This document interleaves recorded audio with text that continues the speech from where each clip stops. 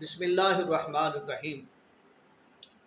ایک محترم ہمارے بھائی ہیں شرازی صاحب، انہوں نے یہ سوال پوچھا ہے کہ اگر بتی جو ہے روزے کی حالت میں اگر بتی کا دھواں حلق میں چلا جائے تو کیا اس سے روزہ ٹوٹے گا یا نہیں ٹوٹے گا؟ اس کا جواب یہ ہے کہ اگر بتی کا دھواں اگر اچانک چلا جائے تو اس سے روزہ نہیں ٹوٹے گا، کیونکہ یہ انسان کے اپنے اختیار میں نہیں ہے۔ ہاں، اگر بتی جلا کر اس کو سونگھنا اور بالکل قریب کر کے، تو پھر اگر بتی کا جو دھواں ہے وہ حلق کے نیچے چلا گیا تو اس صورت میں روزہ فاسد ہو جائے گا اور بعد میں قضا دے گا۔ لہٰذا احوط یہ ہے کہ روزے کی حالت میں اگر بتیاں نہ جلائی جائیں۔ اللہ تبارک و تعالی عمل کی توفیق دے۔